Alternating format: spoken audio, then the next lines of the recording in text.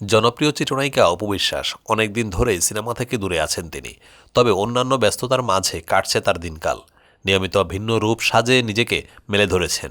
সেই সব ছবি, ভিডিও সোশ্যাল মিডিয়ায় প্রকাশ করে মুগ্ধতা ছড়িয়ে দিচ্ছেন ভক্তদের মাঝে। শুক্রবার ২১শে মার্চ অপুকে ফটোশুটে দেখা গেল নতুন এক রূপে। জুয়েলারির একটি ফটোশুটে অনন্য এক অপুকে দেখা গেল। তার পেছনে ঘোড়া, পরনে কালো শাড়ি, গলায় নতুন গহনা, দাঁড়িয়ে আছেন সাবলীল অঙ্গভঙ্গিতে। জুয়েলারির এই থিমে অপুকে দেখে মুগ্ধ হয়ে কেউ বলবে নতুন এক অপু। শুক্রবার ২১শে মার্চে বিকেলে অপু তার ফেসবুকে বেশ কিছু ছবি শেয়ার করেন। শুধু তার শাড়িতে চোখ ধাঁধাননি অপু বিশ্বাস।